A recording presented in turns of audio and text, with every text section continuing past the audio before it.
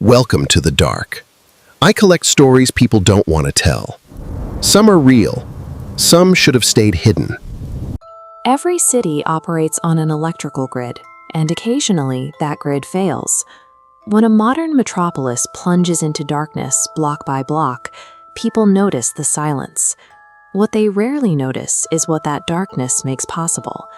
The conditions must be absolute. A simple brownout isn't enough. There can be no streetlights, no backup generators, and no moonlight cutting through the cloud cover. Just a complete, uninterrupted void. Inside that void, locals whisper about a specific anomaly. Right where an empty lot should be, a single green reading lamp begins glowing inside a structure that did not exist 10 minutes ago. They call it the Ashwood Library. The shelves do not hold history or fiction. They are packed with millions of volumes, and every single one contains an ongoing, unfinished biography of a living person. Finding the book with your name on the spine is easy. The exit is the difficulty. Once you open the cover to see how your timeline unfolds, you accept a binding condition. You are required to stay and finish reading it. The mechanics of this place were first documented during a 1949 citywide blackout. Professor Henry Clark vanished for 3 days, eventually returning with a thick, leather-bound novel.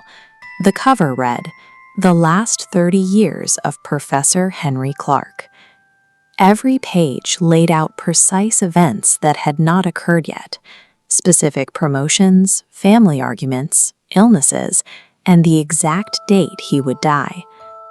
Clark tried throwing the text into a fireplace. The pages wouldn't catch. He then tried sealing the volume inside a heavy iron safe. When he woke up the next morning, the safe was still locked. The book was resting on his bedside table, already open to the chapter detailing his death. Clark's attempt to destroy the book failed because the ink had already fixed the events in time. To the Ashwood Library, the future is simply a series of commands waiting to be carried out. Decades later, an investigative journalist named Ava Brooks attempted to trace the legend. During a massive regional power failure, she saw the green light and walked in, intending to expose the library as a hoax. She found a space that defied the building's physical footprint.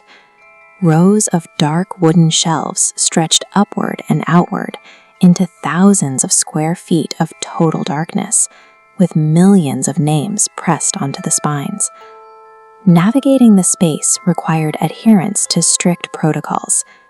Never whisper. Never ask the librarian how many pages remain. And most crucially, never skip ahead to the ending. Ava never had to search for her volume. An elderly librarian stepped out of the shadows, silently approached her, and handed over a black leather text with Ava Brooks printed on the front. The librarian didn't ask for a name. She already had the record. Stepping through those doors is an involuntary enrollment in a system that already holds the copyright to your existence. She opened the cover. Chapter 1 documented her birth. Chapter 2 detailed her first day of school, capturing exact conversations and private childhood fears with precision. As she flipped through her early career, the text caught up to the present. The current paragraph described her standing under a green lamp, reading a black book, her heart rate spiking. It was documenting her physical reactions as she read them. Panic overtook her. Ignoring the primary warning, she jumped forward to the next chapter. There, sitting on the page, was tomorrow's newspaper headline, "Local Reporter Missing."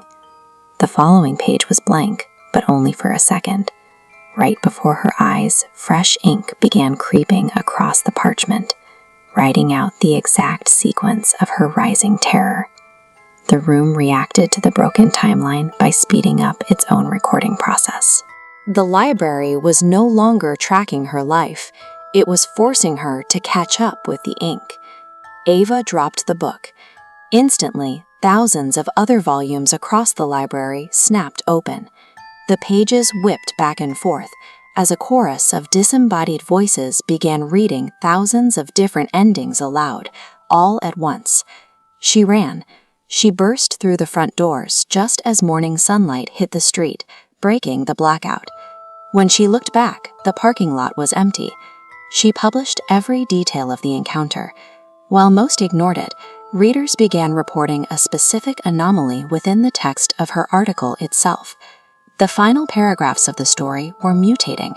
If 10 people read the article, they experienced 10 different conclusions.